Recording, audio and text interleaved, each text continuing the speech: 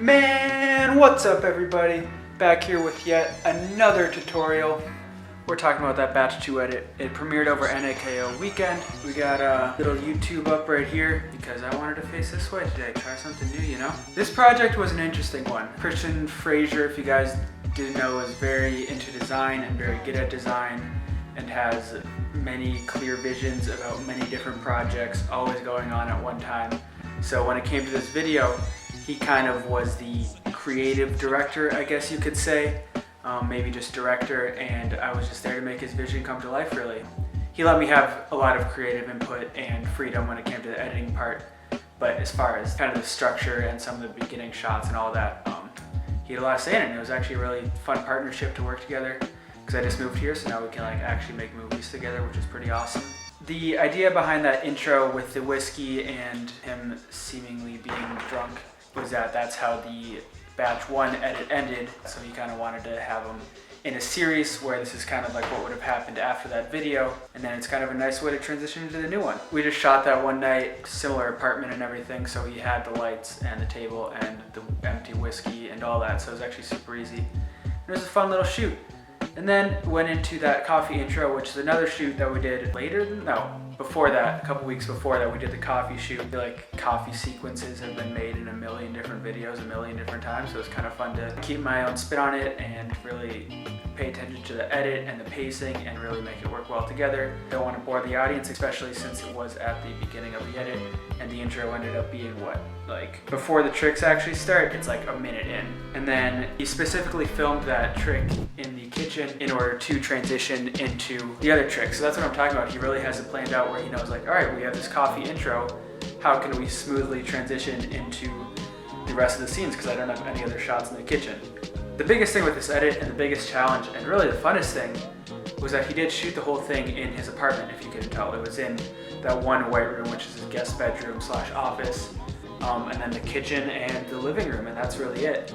So it was kind of fun to it leaves room for so much creativity when the shots are so simple and so bare.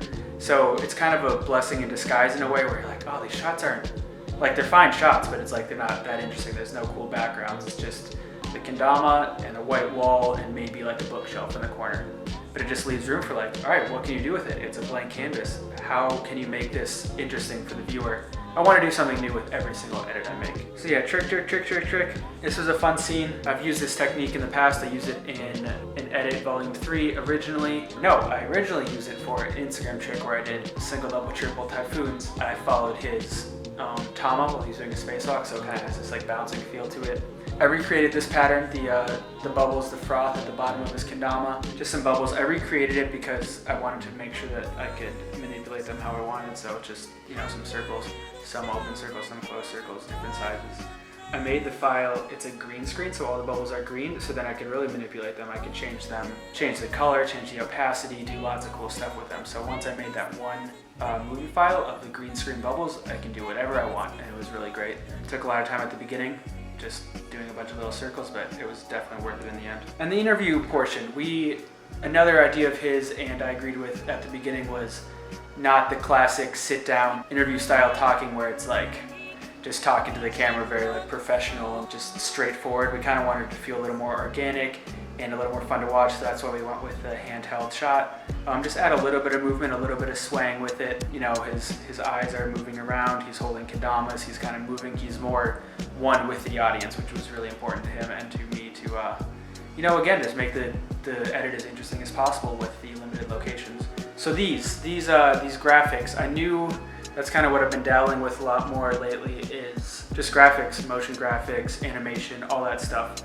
So we definitely played around with that. These squiggly lines were another way to kind of keep it uniform throughout. So if there was just a rectangle in a shot, I had just one rectangle looping animation I would use.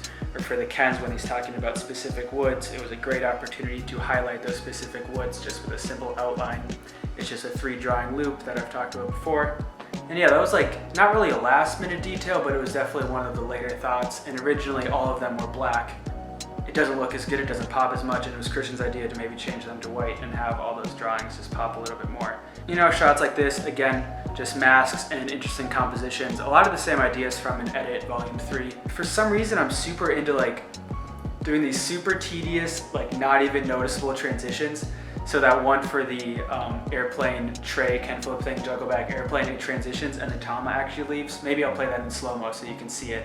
Or the one, the painted kendama that he throws up and then when he catches it and turns it, it turns into the natty tama. Like stuff like that is just kind of like these fun things that are way harder to do than you would think, and it's like really annoying to do, but I love just those super little details that maybe 4 people that watched it actually noticed, but I do it for myself mostly, you know? Just some like, yeah, just some weird editing. He really, like I said, he let me have full creative freedom. So if I was like, this scene is just a little bit boring, I would just add effects and just mess around with it and just make something cool. This shot, the coffee's dripping down on the tama, was probably one of the nicer like looking shots that we actually spent time on. A lot of it was just tripod in his apartment, but this was really, you know, I tried to get the lighting right and the slow motion, 120 frames, all that nice stuff, you know. For the cliffhanger scene, having him walk through to mask it out, just for some fun transitions, that's kind of a classic thing to do, I feel like. So that was like not super hard, just like an animated mask, but just that another, just like a little level of detail that it might not even catch your eye because it's what, 10 frames maybe, but it just adds something to the edit. He filmed a lot of vertical shots, so that's why that's where those like kind of rectangles within rectangles came from, is because I literally had to, because it doesn't fill up the whole frame. So like with the triple one where they're all slowly rotating, I was surprised about how cool that looked. Maybe I just think it looks cool, but it's like literally just 3 vertical shots slowly rotating at slightly different rates, and it looks so like wonky and like kind of trippy.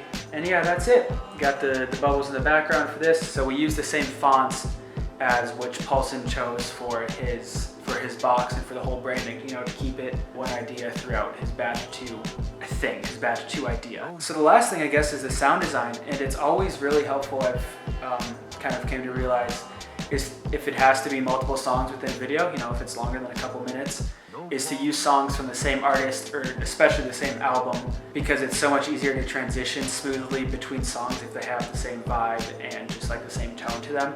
So we chose this like Logic mixtape that Christian found on YouTube that I think he released right when we were starting on this. I said, hey, do you have any idea for a song? And he's like, oh yeah, here's this YouTube mix. And it was like perfect.